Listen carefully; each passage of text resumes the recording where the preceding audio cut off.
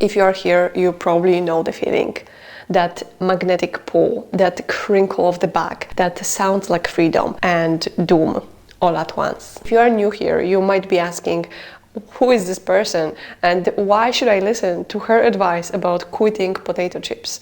What does she know? Grab a cup of tea or bag of chips for the last time, because today I'm sharing my story and the real reason why I'm so passionate about this. I've spent 19 years of my life with a daily potato chip habit, and I'll let that sink in. 19 years. Today I'm 4 years sober, and that phrase might sound wild to some, but that's the only word that sounds right to me. It started in my teenage years. I didn't have any conventional hobbies, any extra money that I was getting as a pocket money from my parents. I would not spend them on movies or clothes. I would spend them on food. And chips specifically, they were my main source of happiness. And then when I went to university, I had my classes part of the day, then some few hours doing part-time jobs, and then going back home, watching TV shows and eating my favorite foods. But then I could afford more. I could afford some chocolate, some cookies, some small fast food meals. And my favorite thing to do was to rewatch TV shows. And raise your hand if you're doing exactly the same, that when you finish one series, then you maybe go back to something different, but then again you go back to the favorite one and you rewatch it over and over again. And that was my small comfort bubble. And honestly, it was bullshit. Life moved on. I got my full-time job in banking, and that's when high-pressure professional environment came into the picture. And I think that's when I noticed the cracks, because I started to drive a car to work. I didn't walk, I was not active as much. So I started to notice the weight gain. And also then I could afford again more food, and I was driving to McDonald's, KFC to have some junk foods for dinner. On the surface, I was showing to people that I'm feeling good, but inside I was feeling miserable. And I was living this double life, because at lunch at the office I was eating nice salad, healthy meal, but then going back home I would gorge in all of those junk foods because they were making me happy. There was nothing else that was making me happy every evening. And it was exhausting. Physically, I felt so sick every evening with all the junk foods. And I knew that I'm carrying a secret. I'm not true to myself. And then I had two moments that completely changed my life. First was the surgery.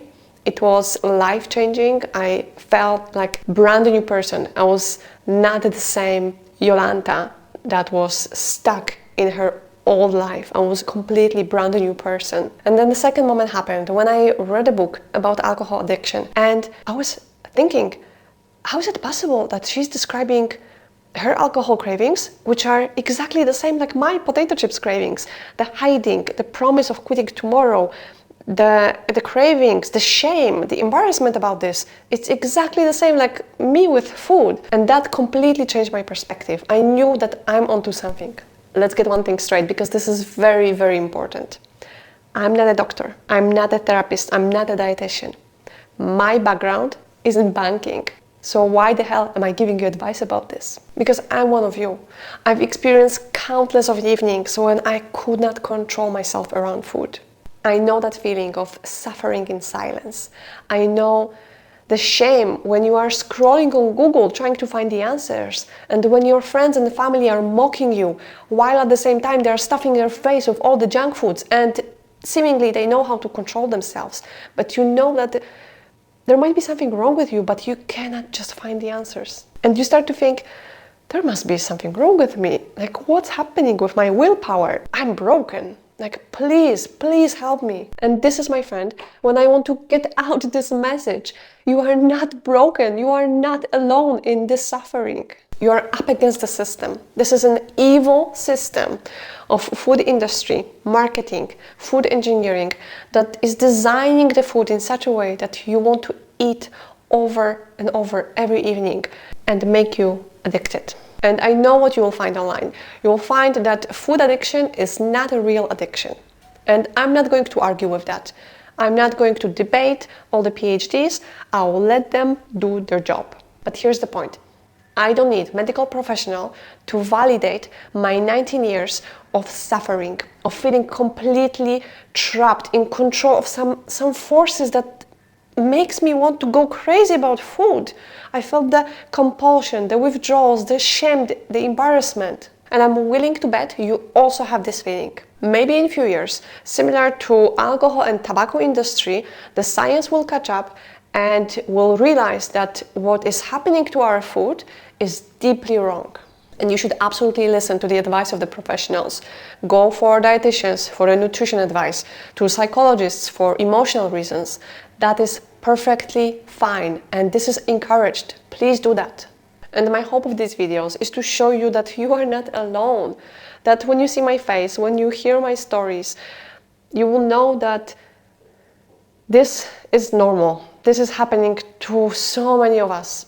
And please don't be discouraged when you sometimes hear one advice and it doesn't work for you. And then you are stuck in the cycle. There is a way to fight this habit. I'm living proof. 4 years not touching potato chips, and I'm so glad that I discovered this secret. Otherwise I'll be stuck again. You cannot imagine how many amazing things I'm doing with my life right now because I don't have potato chips connoisseur hobby. If you struggled with this feeling too, please let me know in the comments so I know that I'm not alone with this crazy potato chips addiction. And I want this to be a community. People sharing their stories, their experiences, their tricks and their tips, how to make this habit disappear so you can discover how beautiful life can be.